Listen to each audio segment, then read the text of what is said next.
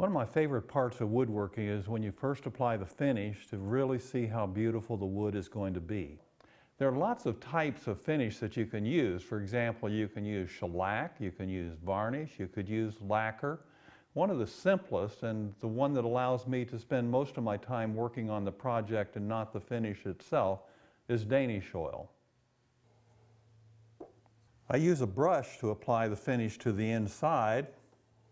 That allows me to get deep into the corners to make sure that everything is well coated.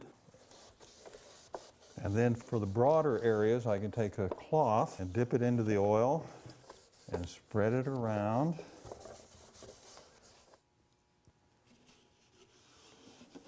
With every finish you use, you will want to read the label and find out how long it will take to dry and any particular things that you need to be aware of.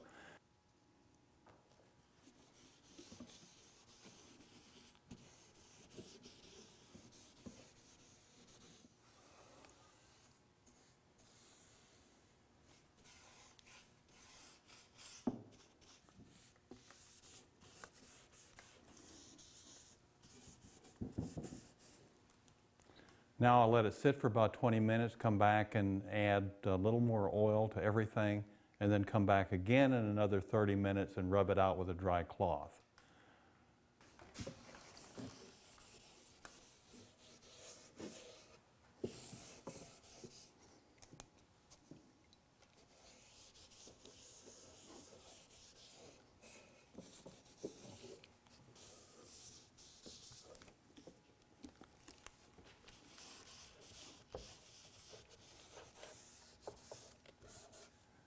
Okay, now I can let it sit for a while, and then I'll rub everything out carefully with a dry cloth. I've waited about 30 minutes, and now I'm ready to rub out the finish with a dry cloth. I want to be careful to get down in the areas where I brushed it in so there are no little places where the oil has puddled, because it can seep out later and cause problems. I want to really dry out around the hinges so that I don't have any oil that's going to seep out from around them. This is also a good time to get off that little bit of beeswax that we used when I was installing the hinges, which kept the screws from stripping out. Now, one of the worst mistakes I can make is to think that I've got everything just perfectly dried with an oil finish, and then I come back and I find that maybe there's something I've missed. So I often will set it aside for a while and then come back and look at it again with that same dry rag. On the second day, I will do a second coat. You can see that a lot goes into making a small cabinet. It won't be complete, though, until we've handled some of the small details. For example, we want to have a pull to open and close the door. We'll want to have some kind of catch or latch to hold the door closed. We'll want to apply a finish to the cabinet. And finally, there are various ways to hang it on the wall. I have a variety of examples of catches for holding doors closed. This one is a large magnetic catch that you'd use on a larger door. These are little push-in magnetic catches for smaller doors. One part can go in a block like this, and then the other matching part would go on the door. This is a little bullet catch that's just perfect for small cabinets. This part can either go in the cabinet or in the door, and then it requires the matching catch plate. This has a little spring tension in it that makes it lock closed. Some of my favorite catches are just simply rare earth magnets. So they're very effective at either holding a door closed, or if you put them in upside down, you can make it so your door would never close. This is a spice cabinet, and so I didn't want any divider here in the middle that would interfere with access to spices.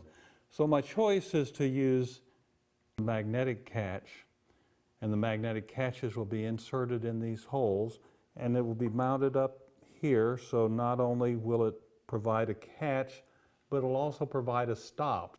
So I'm going to put that at the center. So I'm going to take a nail And I'm going to mark where the screw hole has to go.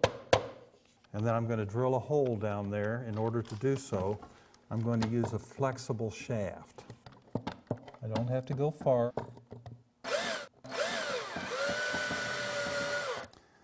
So now I'm going to use these dowel centers and put them in here to help me to mark where the catch plates will go.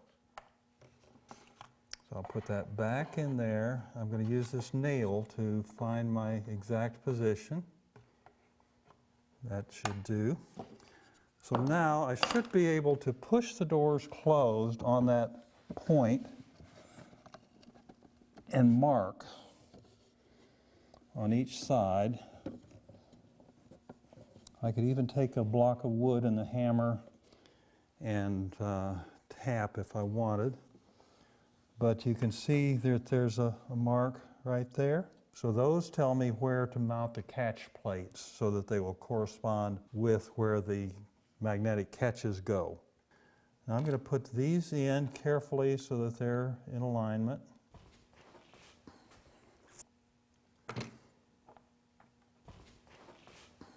Yep.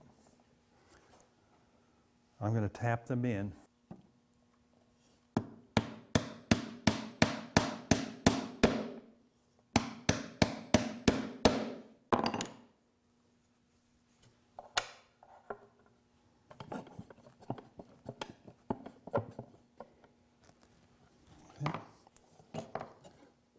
Now I have to put my catch plates on the doors.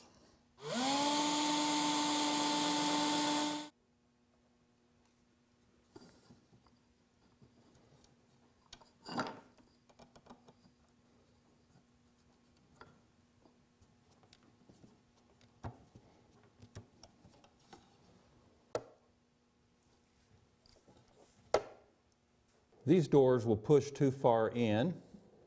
So I've cut 4 pieces of wood here, some for the top and some for the bottom, for door stops. And they're cut at an angle, and it's the same angle as the front of the cabinet. So I'm going to take glue, spread it here, clamp these together. Do the same thing with these parts. So the glue is dried on my stop blocks, and I've cut them to length so they will fit right at the center, top and bottom of the cabinet. And I can locate their position by observing where that glue line is in relation to where the 2 doors come together.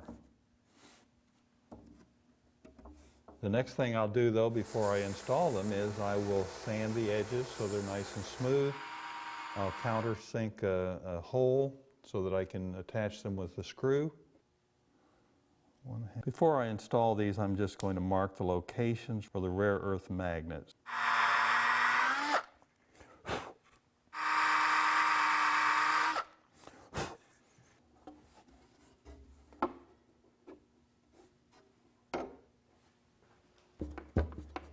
Now I have to install these, and I'll use the dowel centers to mark the positions for the doors.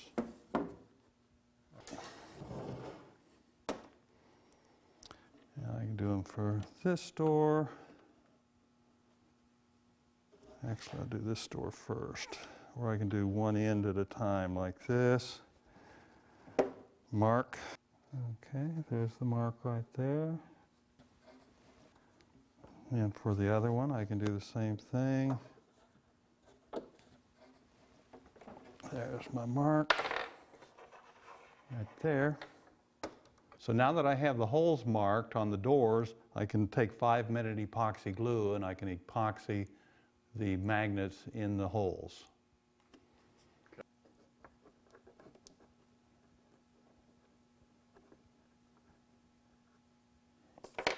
So while I'm waiting for the glue to dry, I'm going to drill my holes in the doors.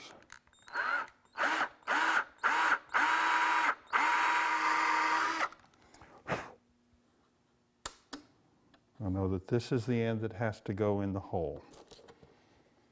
So I'm going to take my glue,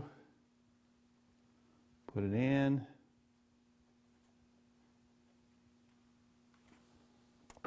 and put my magnet in the hole.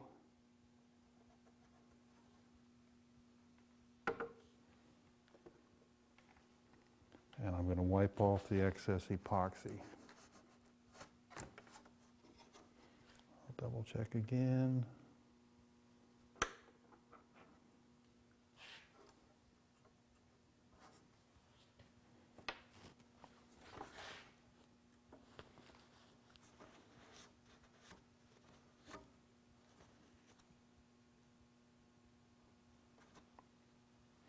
Now I'm going to let everything sit. Now that the glue is dried, I can test their operation. Rather than close them both at once, I'll check one and then the other.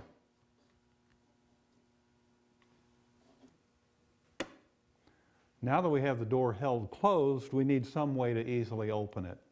Fortunately, you have many choices of hardware available to make your cabinet unique. These are store-bought wooden pulls. These are store-bought metal ones. And this is a pull that I made myself. We're going to install this pair of maple pulls on this little maple cabinet. I think it'll be very attractive. First, I have to apply an oil finish so they'll match.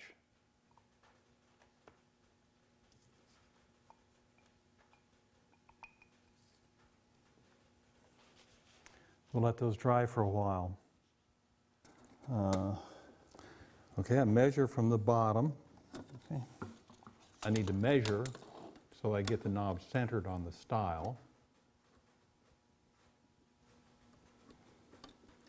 I mark with a pin first, then with a sharp awl, so that I will have a good clear place to put the drill. I'll make sure that I'm not drilling into my shelf at the back. I drill through from the front.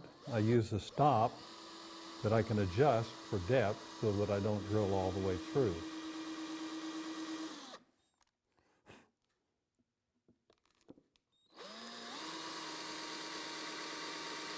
I drill from the front until just the tip points through.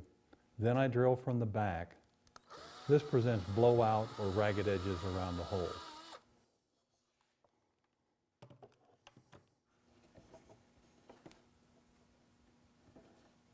Then I put wax on the threads of the screw and I tighten it in place.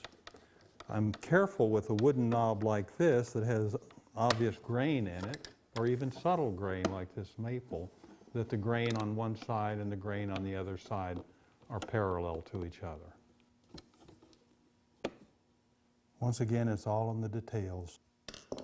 Almost all knobs are attached with screws. There are some exceptions, but most of them require a hole through the front of the door and then a screw that comes from behind. So now we built some small cabinets. The last thing we need to do is hang them. There are lots of ways to do that. For instance, this is a real nifty little hanger. You can mount one part on the back of your cabinet and another part on the wall. Unfortunately, they're kind of difficult to use to get them placed exactly matching. There are lots of other commercial hangers that you can use. One of the easiest ways to mount a small cabinet to the wall is through a hole drilled in the back.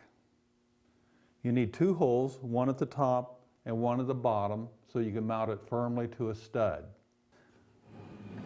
But my preferred method is called a French cleat.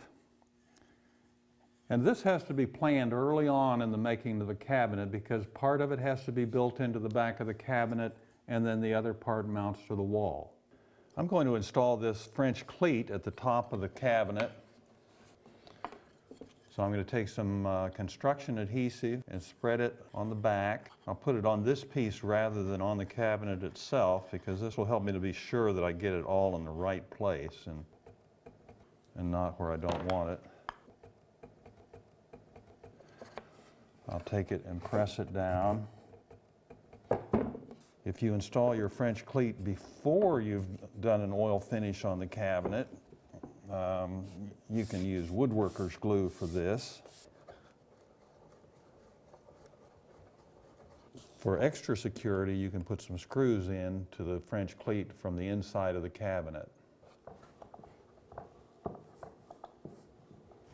I'll look at the back and see everything has gone together well. And so this part will mount to the wall.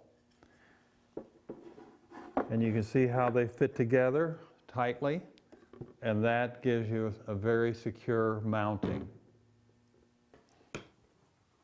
So I have a pilot hole drilled at the center, and there's a stud that runs here. So I'm going to drive this in, and then next thing I want to do is check it for level. And I'll adjust it until the bubble is right at the center. Now, one screw is not going to be enough. I'll put another one out here or here just to be absolutely certain that the cabinet doesn't twist. And I slide it into position, and there we go.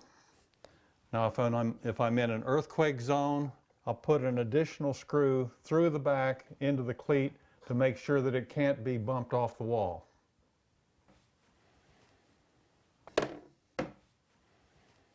Each technique in this video can be easily adapted to small cabinets of your own design. The techniques can be mixed and matched to fit your own style of work or the tools in your own shop. For instance, a cabinet can be made with mortise and tenon joints or simplified through the use of biscuit joinery or dowels. By substituting glass doors in place of panels, a small cabinet can become the perfect home for a collection of precious objects. I've shown you the techniques, and it said that a teacher's job is complete when his students surpass him. I wish you every possible success in doing so.